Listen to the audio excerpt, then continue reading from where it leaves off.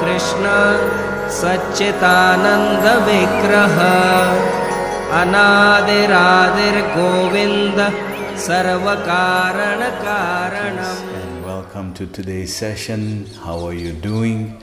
I pray that all is well with you and your families at this time. So today we're on day number 29. We've almost just have one day left. Tomorrow is the last day. So we've made it, Sadhu Sangha, we've made it together. Well done for those who kept their breaths, and I know I've been getting so many wonderful, inspiring messages from your devotees. The 86 devotees that committed, and all of you have come through. I'm so glad, so happy that you were able to do this for yourself, for your family, and for the world benefit. Purushotam Maas. So the not so good news is I had the recording of the second part of yesterday's class, and by Krishna's will, I don't know how it got deleted. So we lost the second part of the recording. I couldn't retrieve it again. But we'll try to add parts of it into today's class as we are still exploring and discussing this topic of jnana and bhakti, and how Lord Brahma is making this transition both mentally, both physically, and in his heart as well. How he's making this transition into the realm of bhakti, and also trying to understand it. I'm so glad because this verse was spoken in a discussion between Chaitanya Mahaprabhu and Ramananda Rai, and we'll discuss more about it as we move on. So it's Canto 10, Chapter 14, text number 3. Jnane priyasam udapasya namanta eva jivanti sammukaritam bhavidhiya vartam stane stita shrutigatam tanuvan manobir ye prayaso jita pyasita istrilokyam. Translation: those who, even while remaining situated in their established social positions, throw away the process of speculative knowledge. So we'll discuss as we're going along. So one may think then, especially as a jnani, the perfection of it is sannyas, that one has to take to the renounced order. Remember, he is negating everything. Spirit is not spiritual nature is not this, spiritual nature is not this, spiritual nature is not this. Naiti, naiti, naiti. Brahma Satya, Jagat Nitya. So we are discussing this point as well. Prabhupada is saying, if Jagat is Satya, if Brahman is Satya, then how can Asat come from Satya? It must also be Satya. Jagat, if Brahma is Satya, then Jagat must also be Satya. How can it be any different? But it's acting in a different way. But it's Satya. Prabhupada is making this point. So by starting off saying here that any social order, it doesn't matter what you are, brahmachari, grihastha, vanaprastha or sannyasi, everyone is eligible. This is the discussion between Ramananda Rai and Chaitanya Mahaprabhu in South India, in Godavari River. They had this discussion. When we took the devotees to South India, we took them to this place, Kabur. It's called Kabur. And there the Samvad, Ramananda Rai Samvad, the discussion between Ramananda Rai and Chaitanya Mahaprabhu took place. And one of the points that Ramananda Rai brought up was the Stane Stita Shrutigatam Tanuvan Manuvir. That you just stay in your social position. You don't have to change that. But you engage in devotional service, in remembering Krishna. Engage in hearing and chanting and rendering devotional service to Krishna. So this sloka is starting with this point, that give up the speculative idea, the idea of maybe it could be this, maybe it's like that, maybe it's like this. This maybe it's still on the level of the mind, because that's the function of the mind. So we haven't even reached a platform of spirituality yet. We're still on the subtle body and the mind feature. So give up that speculative. Accept the knowledge that's coming in the disciplic succession based on bhakti revealed by Krishna, the process of devotional service, and fueled by Krishna, His mercy. He's giving you the association of His devotees. That's the only way Krishna can be understood. Bhakti mam abhijnanati avanyascha tatvataha tato mam tatvato gyatva visanam tattanantaram. Arjun, I can only be understood by this process of bhakti. And this process is so powerful. In the 7th chapter he says, you can know me in full. First verse of 7th chapter, Gita. You can know me in full as I am. Without a doubt, he even says, Ashamshaya shamagra ma yata gyasnasi takshanu. Hear from me, takshanu, shrunu. Again we're hearing this word here, shruti and shrunu, to hear. So hear from me how without doubt, and you can know me in full. So this is Krishna, and this is what bhakti reveals about Krishna. And this is the mood of Vrindavan. Vrindavan is nothing but bhakti, sweetness, madhuram. The sweetness of Braj is nothing but based on devotional service and bhakti, love between Krishna and his devotees. So the verse goes on to say, speculative knowledge, and with their body, words and mind offer all respects. So this body, word and mind is the dharma of a sannyasi. That's why he has a danda. This represents a sannyas danda. So in that danda of the sannyasi, there are 3 sticks woven together there. So it's body, mind and words. His Holiness Lokanath Swami Maharaj says it's BMW. But when you take sannyas, you get a BMW. Oh! What is that? He says body, mind and words. BMW. You dedicate fully to Krishna. So this is what is being described here. That you don't have to change your position. Because remember, the path of Gyan, the perfection is sannyas order. And from sannyas you renounce the world to go to the spiritual world. So Prabhupada would say, you want to renounce the world? It's not even yours. How do you renounce something that's not even yours? What is there to renounce when it wasn't even yours in the first place? That just shows you as a thief. Because you stole it without acknowledging the owner, the proprietor, and now you renounce it, you say, I renounce, I give it up. That it wasn't even yours in the first place. What are you giving up? Therefore, only the bhakti, only bhakta, only the devotee understands how to connect to this material world. So he goes on to say, to descriptions of your personality and activities, dedicating their lives to these narrations, which are vibrated by you personally and by your pure devotees, certainly conquer your lordship, although you are otherwise unconquerable by anyone within the 3 worlds. So you see, the goal of that is to conquer, to achieve, to have an objective, to conquer. This is all self-driven. Bhakti is not self-driven. Bhakti is Krishna Anushilanam. Anya Bilashita Shunyam Jnana Karmana Vritam Anukulyena Krishna Anushilanam. Bhakti Uttama, the topmost Uttama Bhakti is Krishna Anushilanam, service to Krishna to please him. Not for conquering anyone or conquering anyone. How can you conquer something that's unlimited? We were saying that yesterday. The Lord, the fact that you can conquer means there's a limit. Otherwise, how did you reach the point of conquering? There's a threshold. With the Lord is unlimited, how do you conquer? You cannot conquer. But the mood is you want to hear. You see, the devotee, he's not hearing and chanting because he wants to conquer anything. He's hearing and chanting about Krishna and Krishna's pastimes because of its sweetness.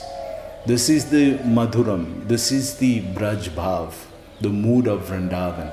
They're always singing Krishna's glories. So when they're with Krishna, they're relishing his association and his sweetness. And when Krishna is separate from them, Vipralamba, Nectar of Devotion speaks of these two features, Sambhog and Vipralamba. When you're with Krishna, Sambhog, and when you're separate from Krishna, Vipralamba. So both are needed to keep the mood sweeter. If you only had one, it would be, you'd get monotonous. Familiarity breeds contempt, right? So it becomes monotonous. But having one and then pulling it away separate, and then having it again and then pulling it away, then it creates intensity for loving devotional service to Krishna. So this is Vrindavan. So the purport goes on to say, here the word udapasya clearly indicates that one should not even slightly endeavor to understand the absolute truth by the process of mental speculation. So I think we covered this thoroughly in the Purushotam Yoga section of Bhagavad Gita when we were reading this for Purushotam Maas, the Bhagavad Gita study, that speculative knowledge doesn't hold any water. Because it's based on speculation, it's based on the mind, it's not based on any aspect of the Lord's mercy. And therefore, how do you understand something like that? Through your own mind? Yeah, Brahma with 4 heads couldn't even do it. And twice we were discussing how even in Dwarka he got, and even again he made a mistake, and in Dwarka again he got illusioned by Krishna. So it goes on to say, for it invariably carries one to an imperfect, impersonal understanding of God. So this is the idea of the Mayavadis. 2 things. One, that Brahma Satya Jagat Nitya, that this world is false and Brahman is truth. So Prabhupada says, how untruth can come from truth? It must also be true, but it has a different nature. And secondly, if all is one, impersonal Maya, then if all is one, Brahman is the only Satya, then where from Maya comes? That's the second energy. Otherwise, if Maya is not there, how God is becoming covered?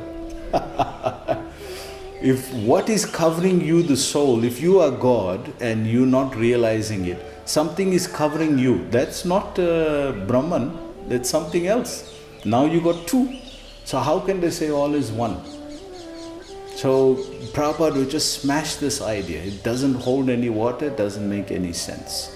For bhakti, you need 2 separate entities, and the connection between them is devotional service. So it goes on to say, the word Jivanti indicates that a devotee who always hears about Lord Krishna will go back home, back to Godhead, even if he can do nothing except maintain his existence to hear topics concerning the Lord. So there's hope for me. There's hope for me that, we just use our time for hearing and chanting about Krishna, and we try to share that inspiration on these online programs. So at least there's hope that according to this sloka, that if we just continue to do this with our lives, then this is perfection. And live simply and maintain oneself simply without any complications in life. And in that way you can see life becomes very manageable, and in that way you attain the perfection just by hearing and chanting about Krishna. And we've sung this verse so many times. Janma karma chame divyam evam yo vedi tattvataha tyaktva puna janma naiti maameti. So Arjuna, 4.9 Bhagavad Gita.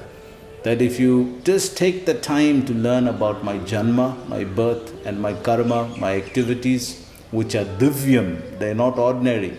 Janma karma chame divyam, they divine. Then tyaktva puna janma naiti, you don't take another birth. What happens to you? Maameti. So Arjuna, you come to me. So this is the goal. Srila Sanatana Goswami has explained the words Tanuvan Manobhir by the body, words and mind in 3 ways. In reference to the devotees, through their body, words and mind, they are able to conquer Lord Krishna. Thus, Becoming perfect in Krishna consciousness, they can touch his lotus feet with their hands, call him to come with their words, and attain his direct audience with their mind simply by thinking about him. So we were talking about this mind, body, mind and words. So the devotee is completely absorbed in body, mind and words in Krishna. And that is a sannyasi. Actually, it's higher than a sannyasi because it's the only thing that has a spiritual connection. A sannyasi, like we were saying, is renouncing the world. But what is yours to renounce in the first place? None of this is yours. How can you say you renounce it? That's not renouncement. Real renunciation is the desire for sense gratification. That is the real renunciation. That is your prerogative. So once one focuses his bhakti, devotion on Krishna, you don't have to give up anything because you're so absorbed there. And because that is absorbing your mind, devotion to Krishna is absorbing your mind, devotion to Krishna is absorbing your body, you're engaging in physical service for Krishna.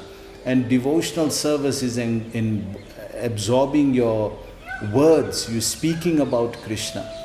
So because you're so absorbed there, what is left? Nothing is left. You completely absorbed there. That's the sannyas. You're so absorbed there that you're actually living as a sannyasi. You're living as a renunciate. As one would renounce the world, you're not renouncing anything, but because you're so absorbed there, you automatically reach the highest levels of as a sannyasi would. So you see how powerful bhakti is? This is a very beautiful connection to explain this point.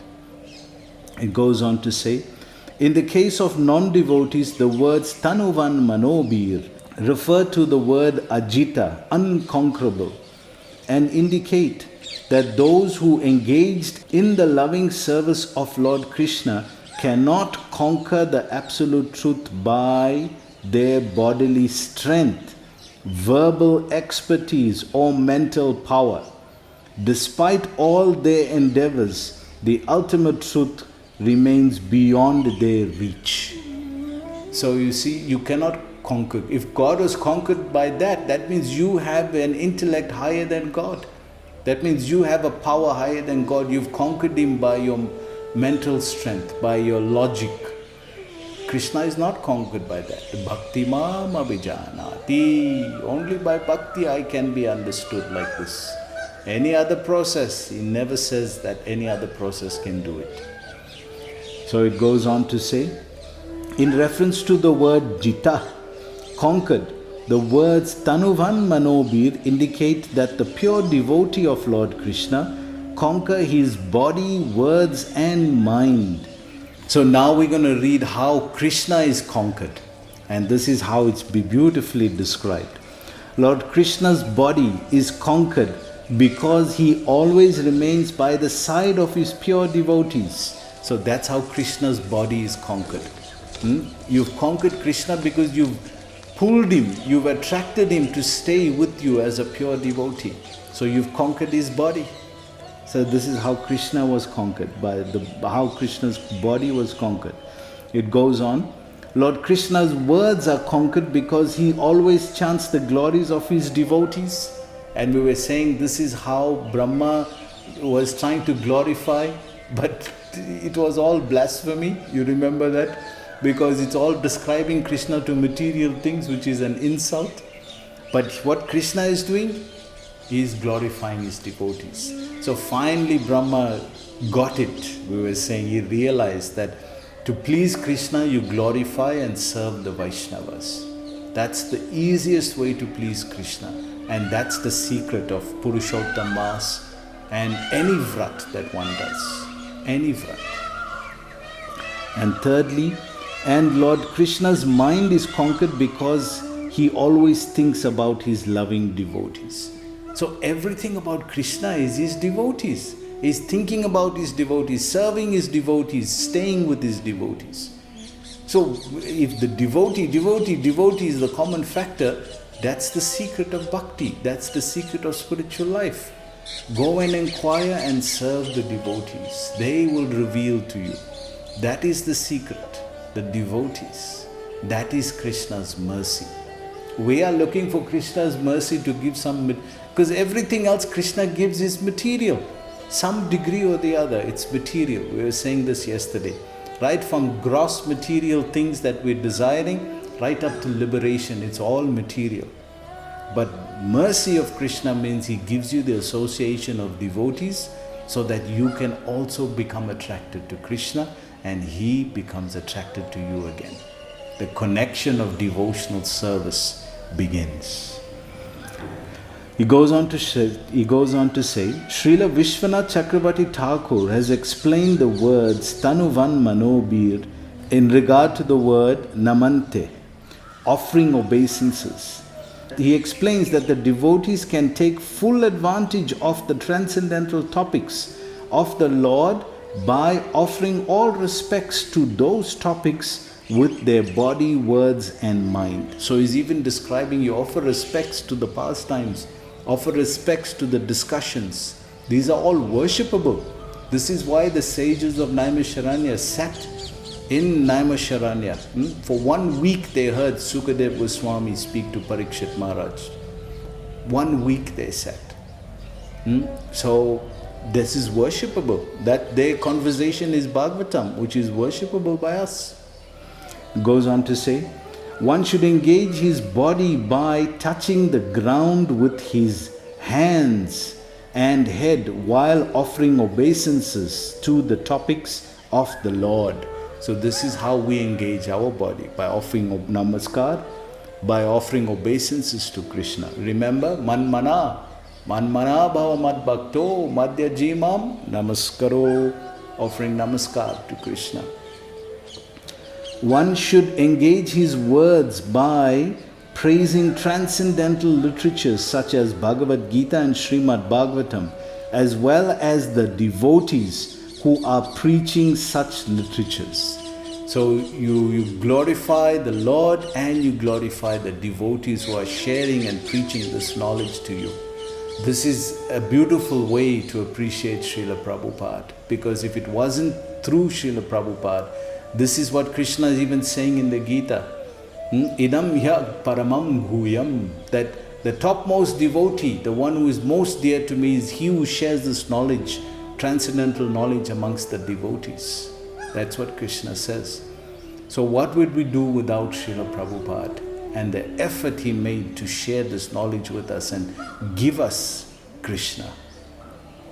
So it goes on to say, and one should engage his mind by feeling great reverence and pleasure while hearing the transcendental topics of the Lord. So how do you pacify the mind? By hearing about the pastimes of the Lord. This enchants the mind. Chamatkar. This is enchanting to the mind. In this way, a sincere devotee who has acquired even a small amount of transcendental knowledge about Lord Krishna can conquer him and thus go back home, back to Godhead for eternal life at the Lord's side. So this is what can be achieved. How one engages his body, mind and words, and at the end of this life, the guarantee, you'll go back to Godhead. Prabhupada guaranteed that. So thank you very much for this beautiful discussion. Please join us again tomorrow for the last and final day of the Purushotam Maas challenge. Srila Prabhupada ki Jai.